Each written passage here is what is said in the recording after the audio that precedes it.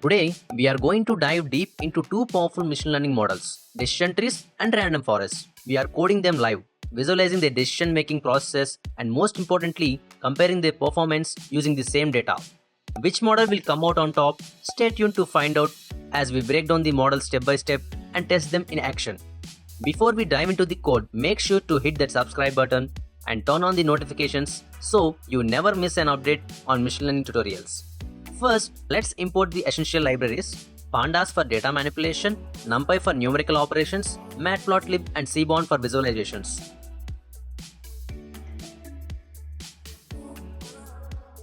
Now, we load our dataset customer.csv and take a quick look at the first 10 rows. We will also check for any missing values in the data. Next, let's check the data types of each column and list the column names to understand the structure of our dataset.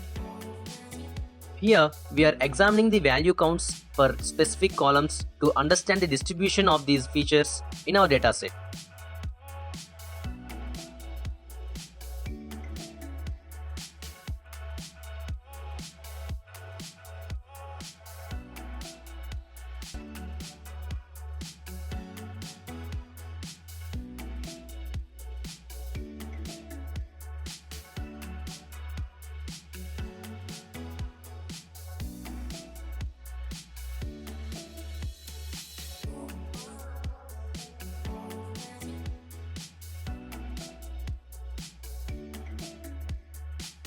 After converting credit card, active member, and product number to categorical types, let's check their data types to confirm the change. Now, we are dropping the customer ID column as it's not needed for our model.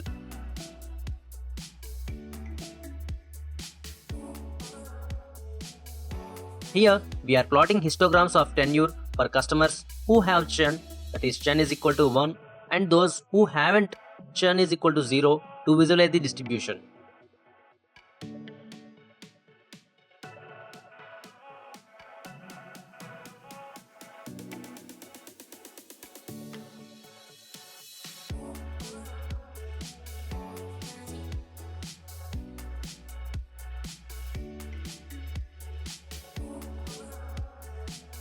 Now, we are comparing the distribution of active member for customers who churned and those who didn't.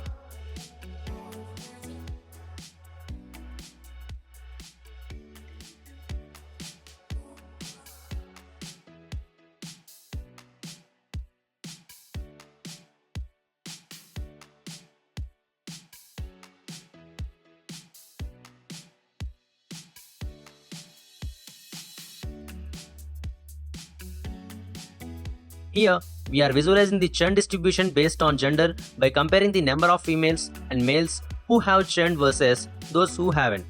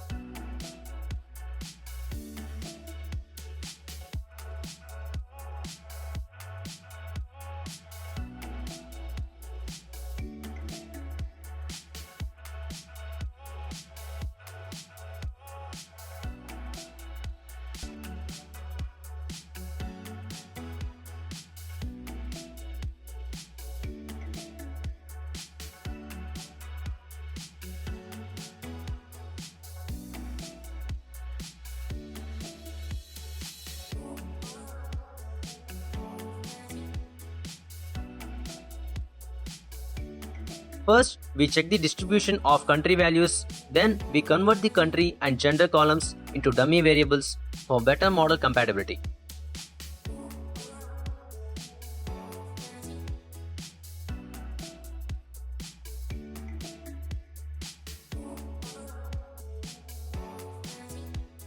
Next, we separate the features and the target variable churn.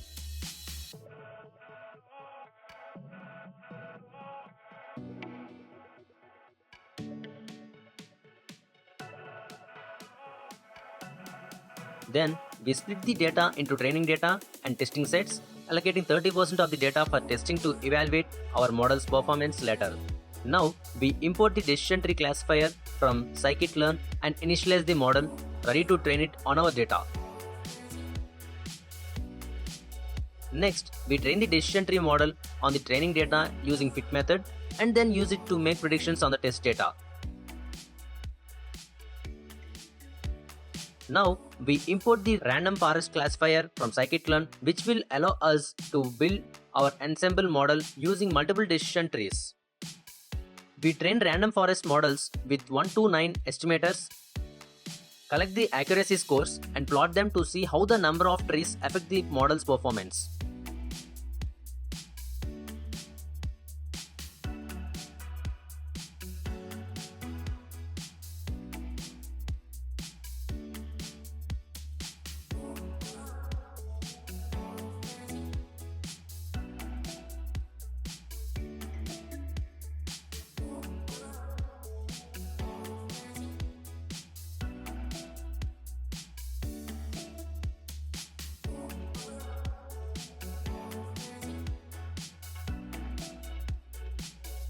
Here, we train the random forest model with 8 estimators, then use it to make predictions on the test data.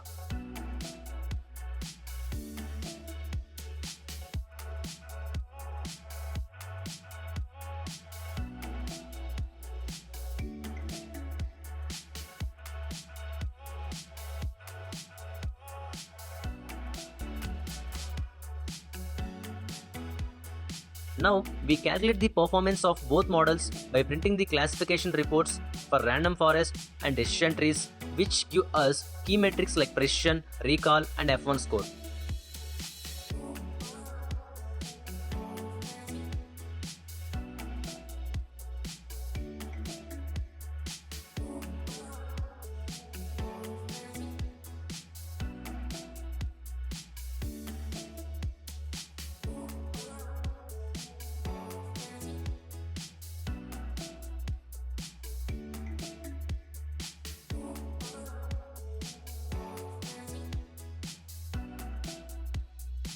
We will also compare the results to see which model performs better.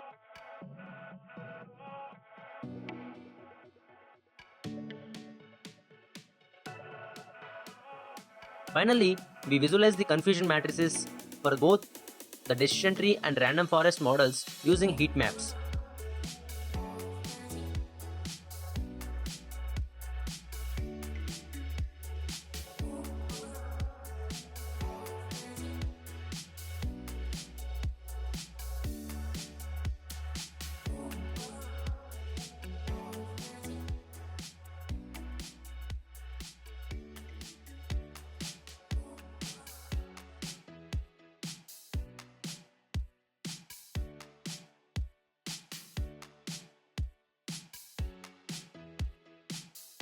After running both decision trees and random forests, we have seen how their approaches and accuracies differ. Choose the model that fits your needs, whether for simplicity or performance. And stay tuned for our next video, where we will dive into support vector mission, that is SVM, and explore how they tackle classification problems with powerful margins.